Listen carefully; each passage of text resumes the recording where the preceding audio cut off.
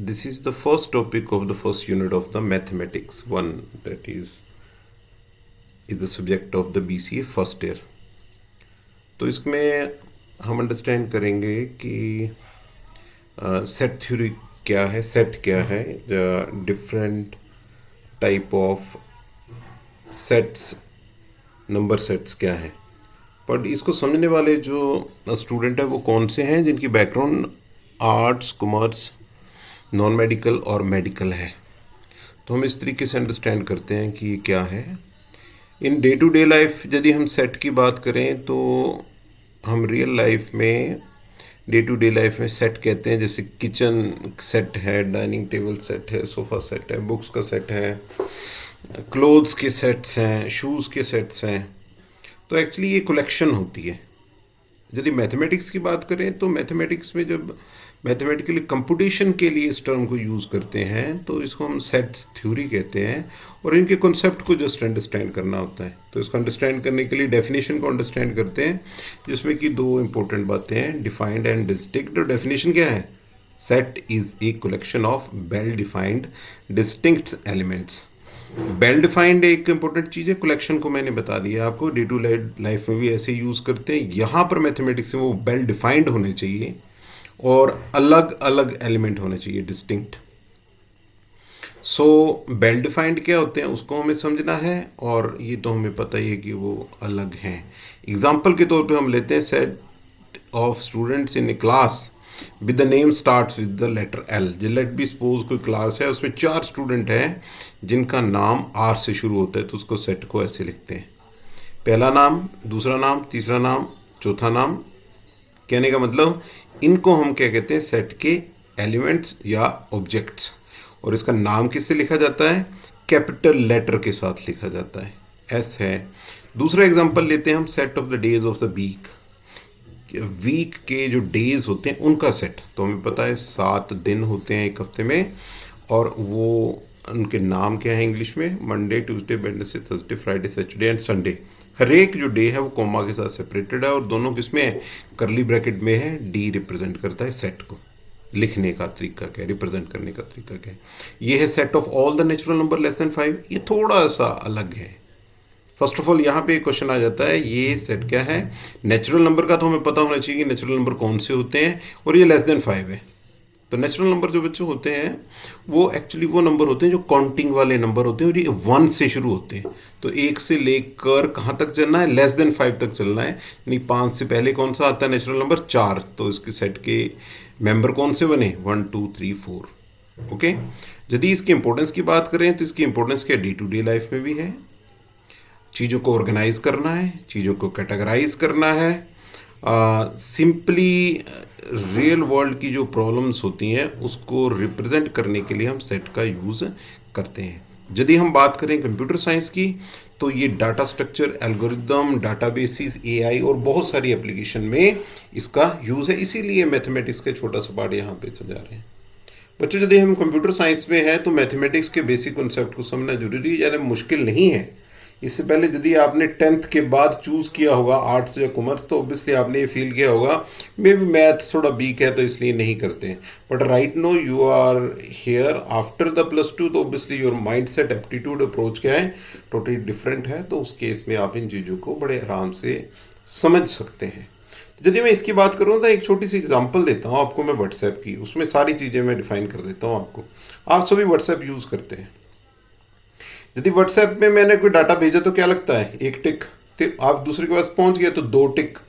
फिर उसके बाद क्या है? कलर चेंज होता है। तो ये सारे का सारा डाटा कहीं स्टोर होता है। स्टोर होने के लिए जो स्ट्रक्चर्स बनाए जाते हैं उनको डाटा स्ट्रक्चर्स कहते हैं, और किस तरीके से उसको स्टोर किया जाए उसके तरीके अलग अलग हैं। और जो सबसे अच्छा तरीका है स्टोर करने का, सबसे अच्छा तरीका है उसको फाइंड करने का, सर्च करने का, उनको एल्गोरिदम्स कहते हैं। और डाटाबेसिस कौन से? जहाँ पर सेव होता है सारे का डाटा क्या है? किसी एक कंप्यूटर में 0 1 की फॉर्म में वो डाटाबेसिस में सेव हो रहा है। आर्टिफिशियल इंटेलिजेंस तो आप जानते हैं एक ऐसी अप्रोच है जिसमें कंप्यूटर हमारे ह्यूमंस की तरह काम करता है, और भी कई चीज़ों में ये सेट का कंसेप्ट यूज़ होता है। इसलिए इस सब्जेक्ट के इसका पार्ट है। यदि कंप्यूटर साइंस में जा रहे हैं तो हमें बेसिक नॉलेज होनी चाहिए। आगे हम अंडरस्टैंड करते हैं डिफरेंट सेट्स ऑफ नंबर्स। तो बच्चों नंबर्स को मैंने समझाना है आपको। तो जो थोड़ा सा पहले, वैसे ये जो कंसेप्ट है वो 7th 8th 9th 10th में शुरू हो जाते हैं, पर लीव इट की उस चीज़ में हमें याद था या नहीं था। बड़ी सिंपल सी अंडरस्टैंड करिए। नेचुरल नंबर कौन से होते हैं जिनको काउंट कर सकते हैं और एक से चलते हैं? होल नंबर कौन से होते हैं? बस नेचुरल नंबर से एक ज़्यादा, यानी कि जीरो। तो एक क्वेश्चन भी जनरली आता है कि जीरो क्या है? वो नेचुरल नंबर है, होल नंबर है, तो वो क्या है? होल नंबर है। दोनों में फ़र्क देखो क्या है? होल नंबर में जीरो होता है। तीसरा है इंटीजर्स, इसको जेड से रिप्रेजेंट करते हैं। पॉजिटिव नंबर हो, जो कोई नेगेटिव नंबर हो, और जो जीरो जिसमें हो, उन सभी को क्या कहते हैं हम? इंटीजर्स। जैसे माइनस इन्फिनिटी से लेके -1 से 0 1 2 ऐसे पॉजिटिव तक सारे जो नंबर हैं उनको इंटीजर्स कहते हैं। नेक्स्ट जो नंबर आ जाते हैं वो तो रैशनल नंबर आ जाते हैं। रैशनल नंबर वो नंबर्स होते हैं जो P अपॉन Q की फॉर्म में होते हैं, but Q not equal to 0 होते हैं। इसको हम या तो डेसिमल में या फ्रैक्शंस में रिप्रेजेंट करते हैं। ये डेसिमल पॉइंट्स में किया है और ये फ्रैक्शन में किया है। इरेशनल नंबर, इसके लिए दो चीज़ें आती हैं मोस्ट इंपॉर्टेंट, नॉन रिपीटिंग और नॉन टर्मिनेटिंग। नॉन रिपीटिंग का मतलब है कोई भी डेसिमल फ्रैक्शन की जो पॉइंट्स है वो रिपीट नहीं करेंगे, और नॉन टर्मिनेटिंग का मतलब ये कभी भी खत्म नहीं होगी।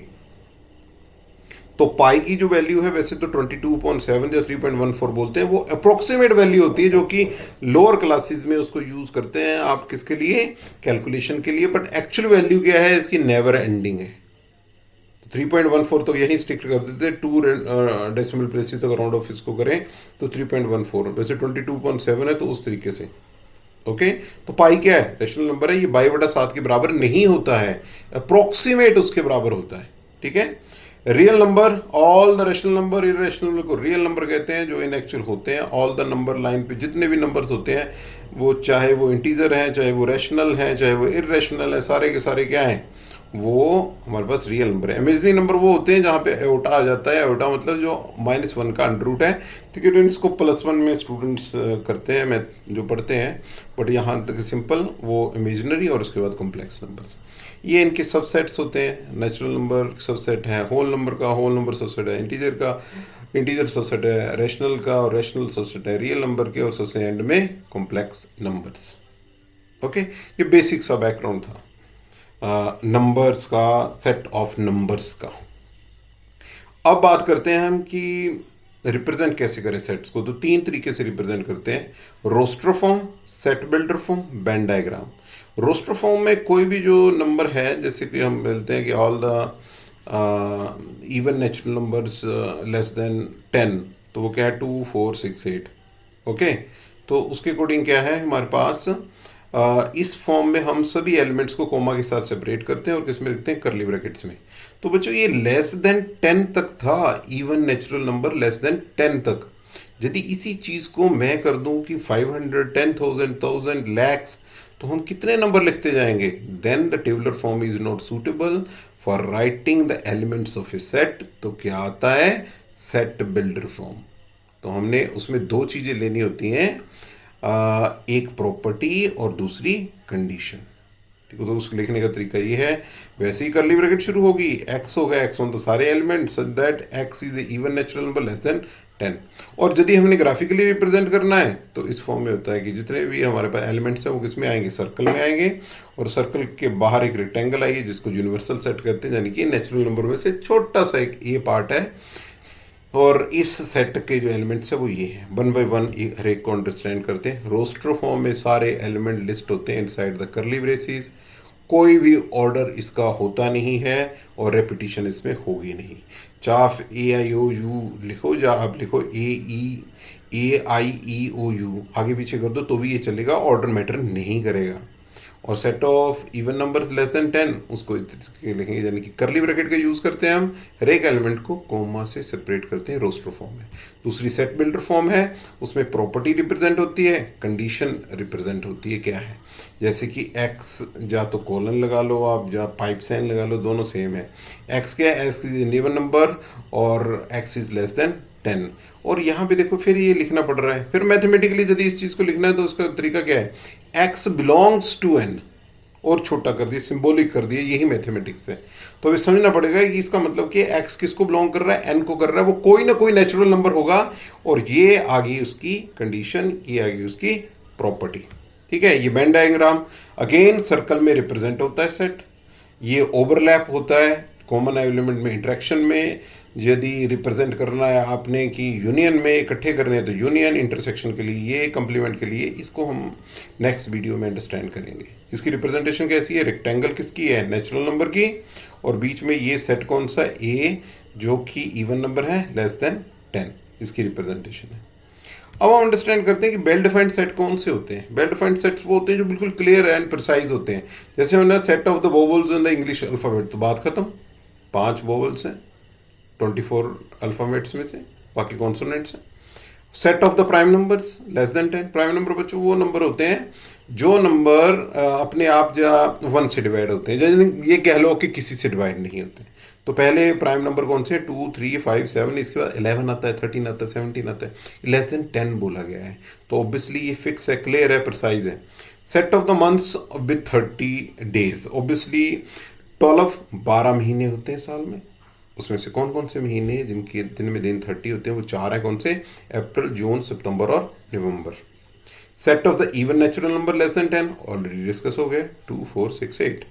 Set of the colours of the Indian flag, तो 4 कलर्स होते हैं, सैफरन, वाइट, ग्रीन और ब्लू, तो ये फिक्स है। अब समझते हैं हम कि इल डिफाइंड और बेग सेट्स कौन से होते हैं। जैसे बोला कि set of the beautiful flowers, it is not the set. Beautiful क्या है, एक सब्जेक्टिव थिंग है, किसी को रेड ब्लू लगता है, किसी को येलो ब्लू लगता है, किसी को पिंक ब्लू लगता है, तो आप कैसे डिफाइन करोगे, इट इज सब्जेक्टिव, डिपेंड करेगा को बोल कौन रहा है, सिलेक्ट कौन कर रहा है। Set of the difficult math problem, ये कौन डिफाइन करेगा।